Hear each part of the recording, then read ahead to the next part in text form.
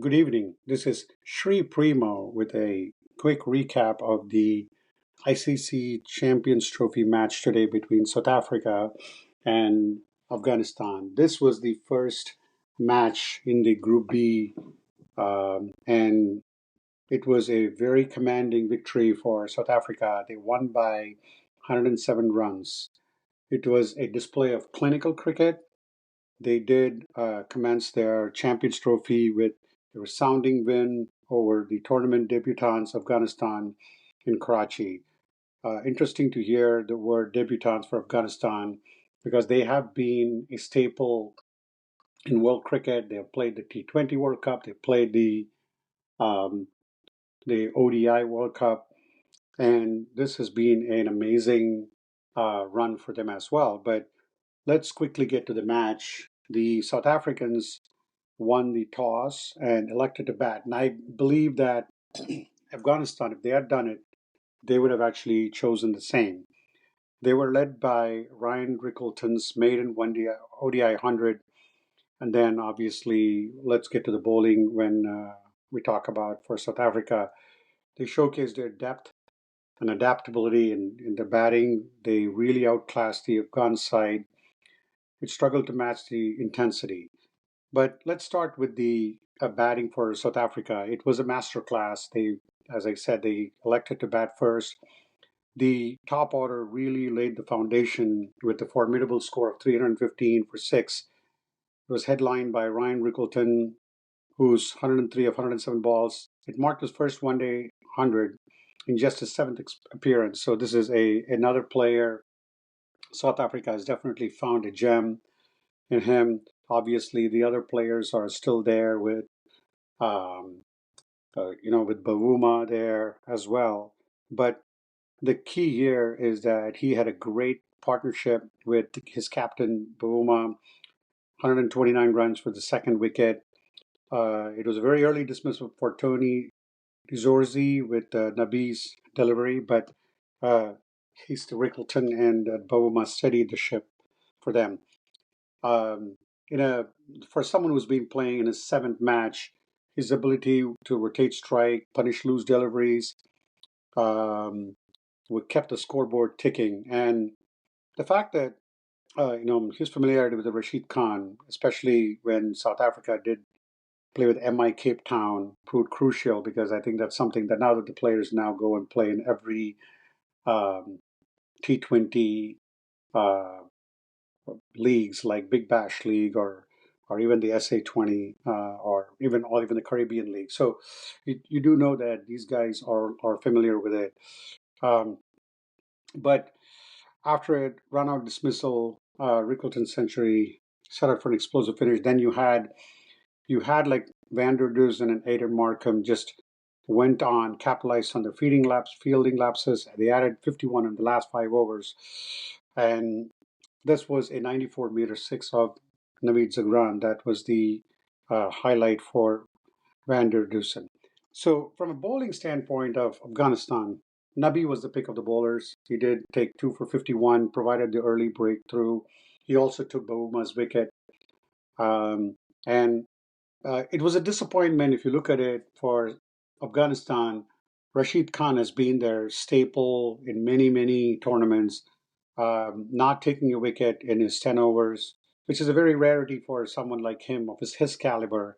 Noor Ahmed, too, someone who Afghanistan depends on, uh, had like 9 overs for 68 runs, and then Faruqi was also not efficient. So the big thing for South Africa was that they were very poor on the fielding side of things. A lot of misfields that really kept the score ticking for South Africa. So South Africa posted a big total against, I think it's the highest one-day total they posted against Afghanistan. When it was time for Afghanistan chase, the pace attack of South Africa really exploited. They exploited the bounce and movement. Ngidi definitely. I mean, I did tell that it's going to be relying on Afghanistan's opening batsman with Gurbaz. Gurbaz mustered just 4 runs, and Lungi Ngidi got him. And then Rabada was really bowling, breathing fire. I think one of the balls was 148 kilometers per hour to shatter Zadran stamp. So when you see Zadran and Gurbaz depart much earlier, it was just a matter of time. Afghanistan really crumbled. They really could not add runs. They were 50 for 4 in 15 overs. But one player who really stood out for Afghanistan from a batting standpoint was Rahmat Shah, who was the last man out and the last wicket. But he scored 90 of 92 balls, 10 boundaries, 2 sixes. He was the lone resistance, I would say, lone warrior. There was no support for him in the middle order. Rashid Khan offered some brief entertainment, scoring 18 of 13, but that was not enough. Um, South Africa really disrupted Afghanistan rhythm. They did very tactically use short pitch deliveries in the first 15 overs, and that really, when you have Nigiri and Rabada bowling with that, and then Marco Jansen was pretty economical.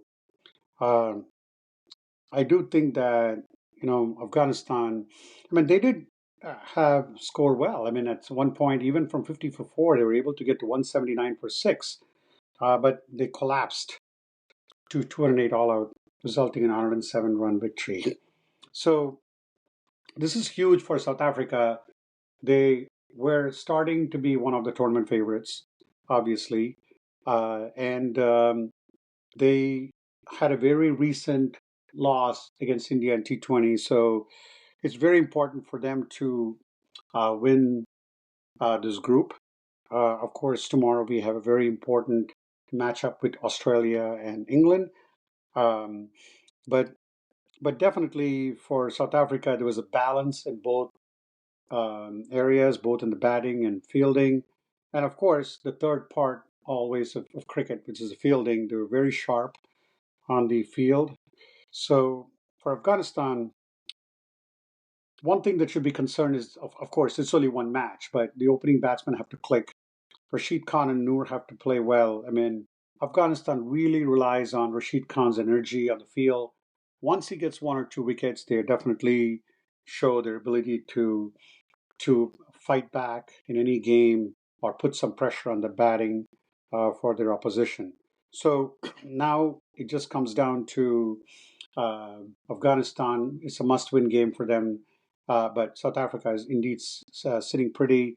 I do believe that when you look at the standings itself in both the groups so far for the matches played, South Africa has the best run rate with plus 2.14. So South Africa has two. Let's see if Australia or England will join them uh, in the winning position in Group B. And of course, we do have an important match between India and Pakistan on Sunday. But just a quick preview for the Australia England. Of course, Australia is missing a lot of players um, when it comes to Cummins, Stark, Hazelwood. So that's a department that England could definitely exploit. I think during the preview, I didn't really pick England. I think England had like a lot of good players on paper. England very strong, but they're coming off a very poor performance against India.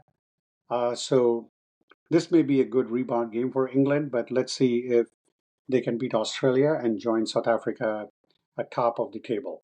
So with that, wrap up the recap of the South Africa and Afghanistan game. Kudos to the South Africans for putting on an impressive display with the bat, ball, and fielding. Thank you again for listening and have a good rest of the night.